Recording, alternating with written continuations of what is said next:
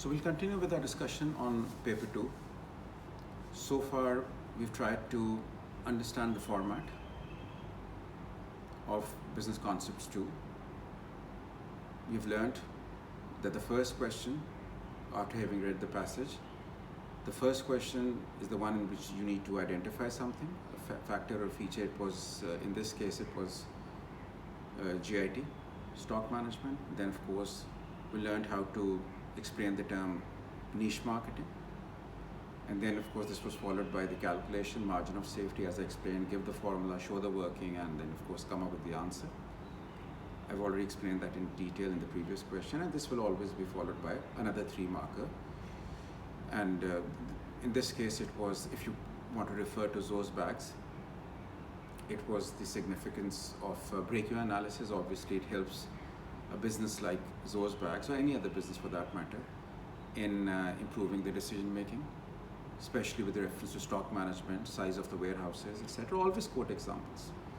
And then I just guided you through the analysis-based question in which the advantages of off-the-job training had to be analyzed with reference to Zoe's Bags. So if they have a motivated workforce and a well-trained workforce, they will contribute towards higher quality standards, obviously, and the brand, it targets the niche market, the quality conscious customers. So if the workers are well trained, obviously their expectations will be met, the customers, and this will obviously is going to play a key role in the long-term success of Zoe's Bags, so on and so forth. So productivity, image, less wastage. You can select 2 points and discuss those in detail, and then, of course, I tried to explain the importance of having a concluding paragraph. No separate weightage for it, but it improves the quality of the answer. Now, coming to the last question, which is the evaluation-based one, we know what the rules are. Always give the background, always identify the problem, always define the key term. So in this case, if you want to keep referring to Zoe's Bags, evaluate whether having a performance-related pay system, PRP, basically whether you feel this is good enough for improving their performance, or they need to focus on some other methods of remuneration also. Remember, whenever you come across the words evaluate or whether, it demands that there has to be a comparative analysis. Remember, the key word here is however. You will discuss the importance of PRP. You will first of all explain what PRP is all about, because obviously you have an idea about the grid. Knowledge has to be there. You have to exhibit knowledge, use technical terminology. Application is crucial. Keep referring to the kind of business that we're discussing. In this case, they are customized bags. And of course, then we have analysis and evaluation also. So after justifying the use of PRP, obviously this is performance-related pay. Unlike a salary-based system, the amount of the remuneration, it depends on the ability of the worker to meet targets. Right? So if it's a piece rates based system, so the number of bags that they produce, that will determine the amount of money that they make. Unlike salary, in which there's a fixed amount. By the way, your definition should be very, very strong. Salary, for instance, is the remuneration that's calculated on a yearly basis and paid on a monthly basis. So definitions have to be very strong, because they're very, very scoring also. So you need to have a firm grip over all this technical terminology. So after justifying the use of PRP that motivates workers to do better, to produce more, and to meet targets, and the increase in demand that they're experiencing currently, Zoe's Bags, they'll be able to meet that demand. That justifies the use of PRP. But when it says evaluate whether this is the recommended system, then of course some comparison is needed. You should discuss the drawbacks also, because in PRP based systems, it has been observed that it's more about quantity and less about quality. It is often observed that quality is compromised for quantity because all these workers, of course, they're supervisors who are monitoring their performance, but the workers, their main concern will be to raise the level of production if it is a piece rate system.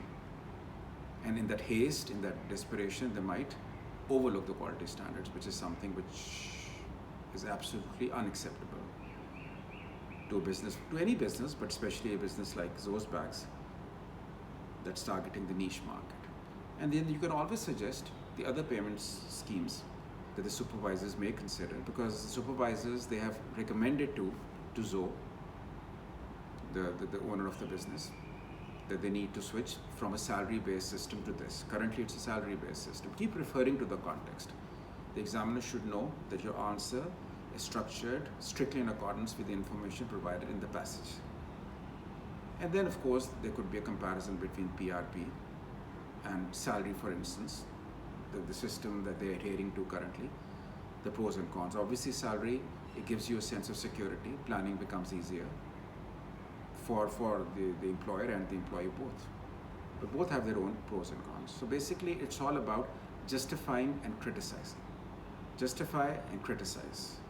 Give reasons for what's happening, and then criticize or show or elaborate the other side also, how it can backfire. And do not forget, as you already know, in these evaluation-based questions, it is extremely important, unlike an analysis-based question, because there has to be a verdict in the end. You have to give your recommendations in the end. You have to advise the management as to what their course of action should be, in your opinion, and try to justify your recommendation also. And remember, you have approximately 15 minutes for the analysis-based 8 marker, right?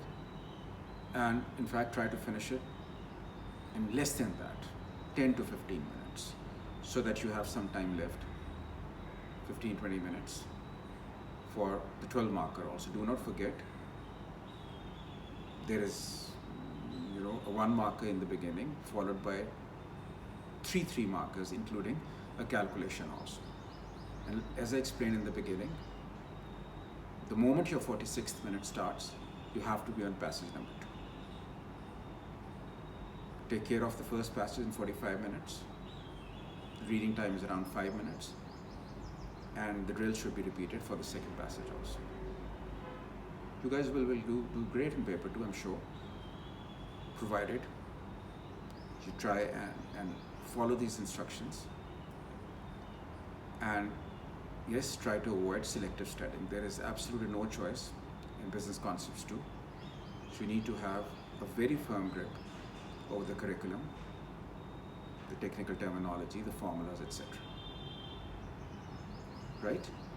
So I hope you will remember all of these key points and give it your best shot when it comes to Business Concepts 2, Paper 2. We'll soon have a discussion on Paper 3 also, and I'll upload that lecture shortly. All the best, guys. Allah Hafiz.